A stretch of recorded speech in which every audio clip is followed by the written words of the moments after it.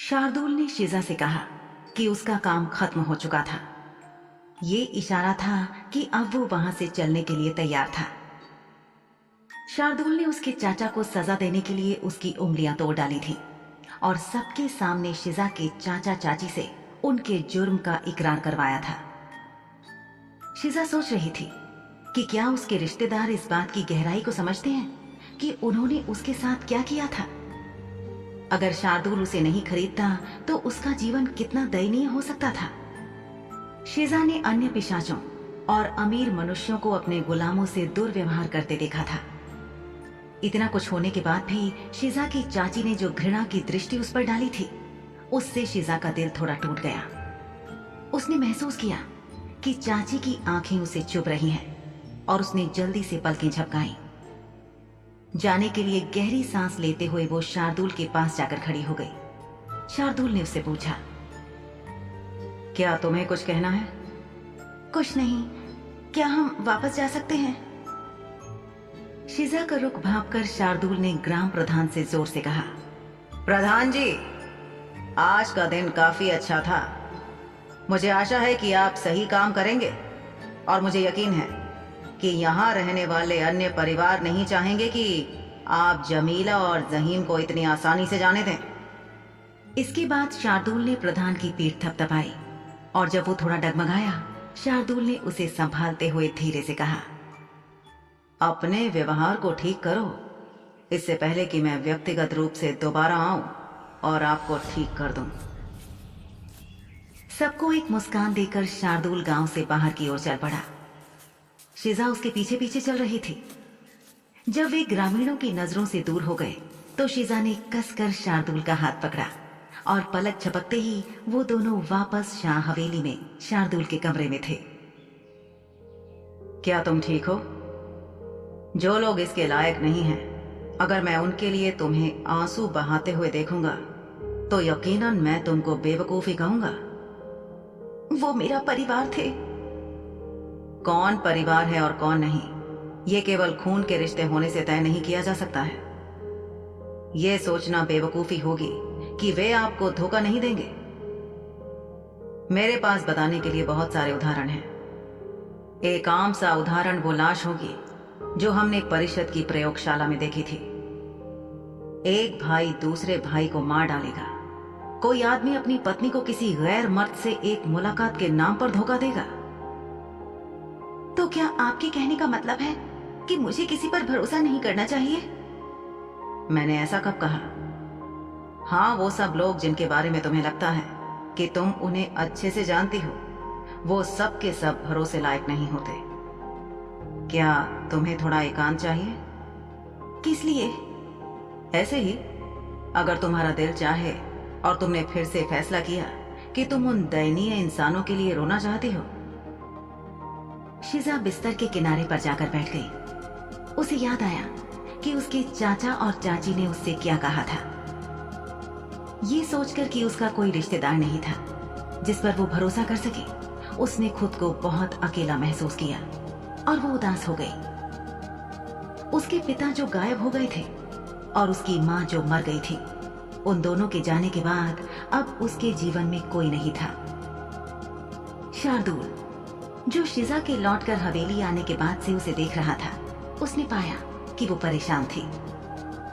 उसकी निगाहें कुछ खास नहीं देख रही थी, मानो वो कहीं खो गई हो।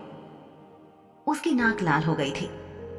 शार्दुल ने उससे फिर पूछा, क्या तुम ठीक हो?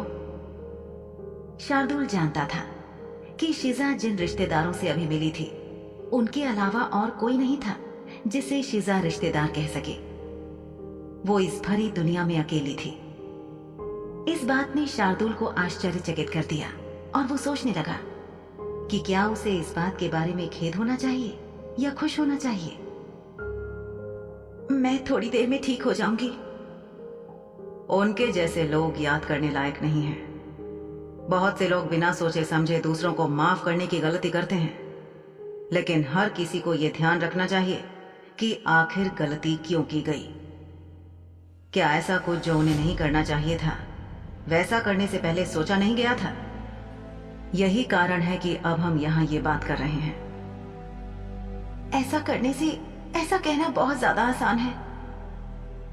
सच है कि महत्वपूर्ण चीजों पर निर्णय लेना सबसे कठिन होता है। जब जरूरत हो आपको सीमा रेखा खींचनी होगी, वरना लोग आपको अपने फायदे के लिए इस्तेमाल करते रहेंगे। हालांकि मुझे कहना होगा, मैंने तुम्हारे चेहरे पर वो संतोषजनक भाव देखे थे जब मैंने तुम्हारे चाचा की उंगलियां तोड़ी थी।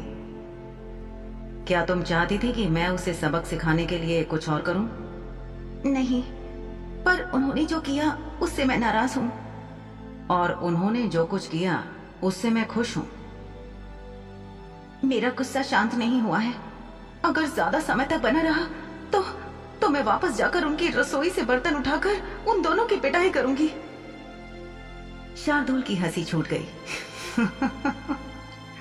नन्ही चिड़िया, जितनी नाजुक और प्यारी तुम हो, मेरा दुर्भाग्य है कि मैं अभी तुम्हें पा नहीं सकता। शिजा के गाल लाल हो गए। उसने शार्दुल की तरफ देखा, फिर पूछा, क्या तुमने ये तो नहीं सोचा था कि मैं एक गुलाम खरीदूंगा और उससे एक घूंट से ज्यादा खून नहीं ले सकूंगा, है ना? शार्दुल की गहरी लाल आंखें उत्सुकता से देख रही थी कि शिजा क्या कहती है, लेकिन अपने पर अचानक हुए इस शाब्दिक हमले पर शिजा ने कोई प्रतिक्रिया नहीं दी। फिर इससे पहले कि वो कुछ कहती, शार्दुल ने दयाल को बुलाया और उसे एक कप खून की चाय के लिए कहा।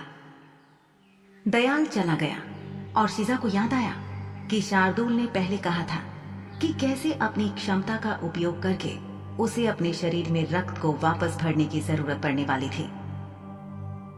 शार्दुल शिजा के पास बैठ गया और वो फौरन खड़ी हो गई। उसे देखकर लग रहा था कि जैसे वो अपनी तेज यात्रा से थक गया हो। शिजा ने सोचा कि उसे आराम करने दे और इसलिए वो कमरे से बाहर जाने लगी। शार्दुल ने अधलेटी अवस्था में कहा कि 1 कप नहीं, 2 कप खून वाली चाय बना दे। दयाल चला गया था और ये निर्देश सुन नहीं सका, तो शिजा उसे बताने के लिए चल दी। उसके पैरों की कमरे से बाहर जाने के लिए फीके पड़ने की आवाज सुनकर शार्दुल ने आखिरकार गंभीर चेहरे के साथ अपनी आंखें खोली। शार्दुल शाह को एक सनकी आदमी माना जाता था, जो जनता की नजर में अपनी शर्तों पर काम करता था। वो एक ऐसा व्यक्ति था जो इंसानों के साथ साथ पिशाचों की भावनाओं की गहराई को भी जानता था। परिषद के लोग आमतौर पर उसकी चतुर आंखों, तीखे स्पष्टवादिता भरे शब्दों और उसके वंश के कारण उस आदमी से दूर ही रहते थे।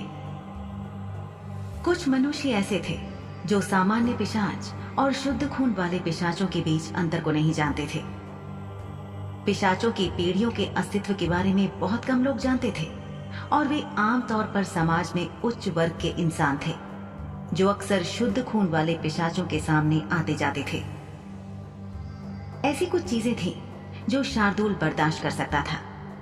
ये वो चीजें थीं जो सीधे सीधे उससे संबंध नहीं रखती थीं, लेकिन अगर कोई उसे या उसके अपनों को चोट पहुंचाए, नीचा दिखाए या परेशान करे, तो फिर शार्दुल उसे बुरी तरह निस्ता नाबूद करने में वक्त नहीं लगाता था।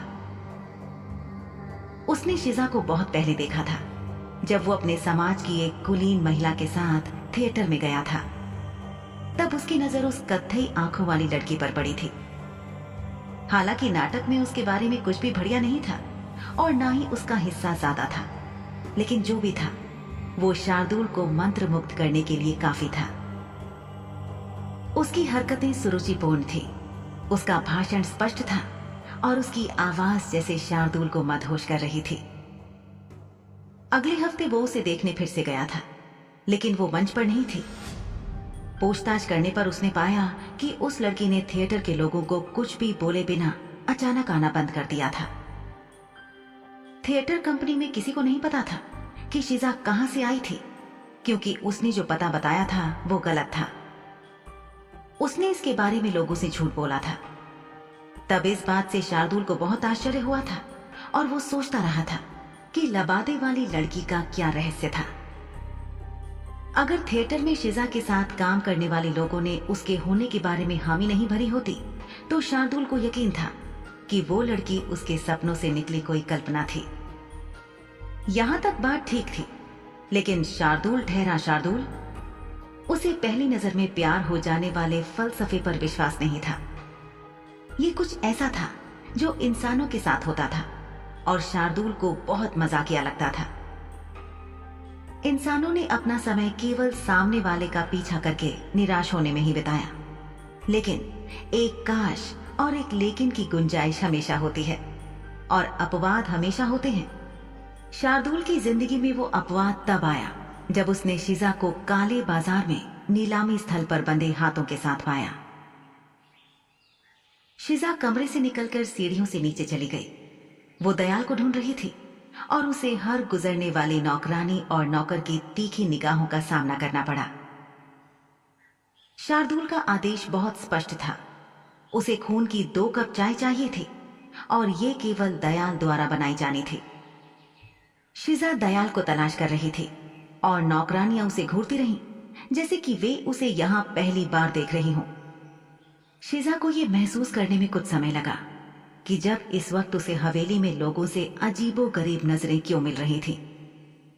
दरअसल आज शिजा ने अपनी सामान्य आलू की बोरी वाली पोशाक नहीं पहनी थी, बल्कि एक ऐसी पोशाक पहनी थी जो आमतौर पर इस हवेली की महिलाओं द्वारा पहनी जाती थी, या उन महिलाओं द्वारा जो आजाद थी और किसी की नौकरानी नहीं थी।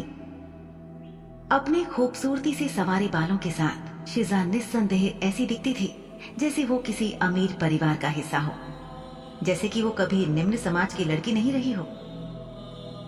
नौकरानियों ने शिजा को देखकर अपना काम रोक दिया था। उनमें फुसफुसाहट शुरू हो गई थी।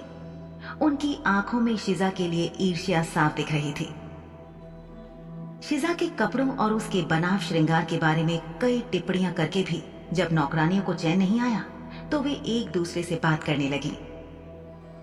तुम्हें क्या लगता है कि मालिक ने उसे इस तरह क्यों सजाया है? क्या वो अब उसे किसी और आदमी के पास भेज रहे हैं? ऐसा क्यों कह रही हो? दूसरी नौकरानी ने उत्सुकता से फुसफुसा कर कहा। पहली नौकरानी ने बाएं और दाएं देखा, ये सुनिश्चित करते हुए कि कोई उन्हें नहीं देख रहा है। वो बोली, क्या तुमने पहले कभी इसके बारे में नहीं सुना है? मालिकों के लिए अपने गुलाम का व्यापार या अदला बदली करना असामान्य बात नहीं है। ये सभी उच्च परिवारों में होता है, हालांकि इसे कभी भी खुले में नहीं बोला जाता है। ये अब आगे से आगे पहुंचने वाली गुलामों में हो सकती है। शिजा के कपड़ों और बालों से जल रही नौकरानियां हर तरह के गंदे और भद्दे मजाक उसके बारे में कर रही थी। एक ने तो यहां तक कह दिया कि शिजा नौकरानियों से रसोई में उनकी और अपनी कीमत को लेकर उलझी थी, लेकिन अब उसकी औकात क्या होने वाली थी उसे पता नहीं था। नौकरानियां अपना काम करने के साथ साथ गपशप में व्यस्त थीं, लेकिन इन नौकरानियों को यह नहीं पता था कि दीवार के ठीक पीछे कोई खड़ा है और अपने हाथ में पकड़ी चाय पी रहा है। अंदर रसोई में दयाल उस दिन के लिए भोजन तैयार कर रहा था। उसे लगा कि कोई महिला रसोई के दरवाजे के अंदर दाखिल हुई है। रंगीन पोशाक की झलक देखते ही दयाल का पहला विचार यह था कि ये सोहनी मालकिन थी जो कोई ना कोई फरमाइश या शिकायत लेकर आई होंगी, क्योंकि अवंतिका मालकिन काफी लंबी थी। लेकिन जब उसकी नजर उस लड़की के चेहरे पर पड़ी तो उसकी आंखें अपने मालिक के गुलाम को देखकर आश्चर्य से फैल गईं। लड़की ने अपने सुनहरे भूरे बालों को बड़ी अदा से बांधा हुआ था। उसकी पोशाक इस हद तक शानदार थी कि वो किसी रईस घराने की बेहद हसीन सदस्य से कम नहीं लग रही थी। अब दयाल को कोई आश्चर्य नहीं था कि उसके मालिक ने इस लड़की को खरीदने के लिए 5000 सोने के सिक्के खर्च किए थे। एक गुलाम लड़की से उसके मालिक ने इस लड़की को एक खूबसूरत लड़की में बदल दिया था। हालांकि उसे आश्चर्य हुआ कि शार्दुल साहब को कैसे पता था कि हीरा कहाँ है। शायद उस पारखी आदमी की कई चीजों पर गहरी नजर थी। शार्दुल साहब ने खून की चाय मांगी है। हवेली के बाहर शिजा ने इस बात को महसूस नहीं किया था, लेकिन यहाँ हर कोई उसे ही देख रहा था। शिजा सोचने लगी कि क्या उन्होंने कभी किसी युवा महिला को पोशाक पहने तैयार होते हुए नहीं देखा था, या क्या उनके लिए ये पचा पाना बहुत मुश्किल था कि उनके नीचे की हैसियत की एक लड़की ने उनसे बेहतर पोशाक पहनी थी। शिजा दयाल से बहुत दूर नहीं खड़ी थी। वो उसे खून की चाय बनाते हुए देखने लगी। शिजा को सौंपने से पहले दयाल ने चाय को एक साफ और सुंदर प्याली में डाल दिया था। जैसे ही शिजा रसोई से वापस शार्दुल के कमरे की तरफ चलने लगी, उसके पैर संगमरमर के फर्श को छूने लगे, क्योंकि उसने पहने हुए जूतों को पहले ही खोल दिया था। जैसे ही एक गलियारा आया और शिजा उससे मुड़ी, उसने सोहनी और उसकी मां मलका जान को देखा, जो अभी कहीं बाहर जाने के लिए तैयार थी। शिजा को उम्मीद थी कि उन्होंने उसे नहीं देखा हो, क्योंकि वो सीढ़ियों के दूसरी तरफ खड़े थे, वही सीढ़ियां जो शार्दुल के कमरे की ओर जाती थीं। मां बेटी की जोड़ी अपनी अपनी बातचीत में तल्लीन थी, लेकिन इसका मतलब ये नहीं था कि वे अंधे थीं। सोहनी की मां ने सबसे पहले शिजा को गुड़िया के रूप में सजी हुई देखा। मलका जान ने कहा, क्या दिन आ गए हैं, मुझे ये दिन भी देखना था। एक गुलाम को हमारी तरह तैयार किया गया है। सोहनी, अगर ऐसे ही चलता रहा तो मुझे लगता है कि तुम्हारा भाई शार्दुल हमारे परिवार का नाम शर्मसार करने वाला है। हालांकि ये शब्द कहे सोहनी से गए थे, लेकिन इनका लक्ष्य शिजा थी। सोहनी ने जवाब दिया, भाई का दिमाग खराब हो गया है लगता है माँ। ये देखो कितनी घिनौनी प्राणी है ये। मुझे ऐसा लगता है कि अगर मैं इसे कुछ देर और देखती रही तो मेरी आंखों से खून निकलने लग जाएगा।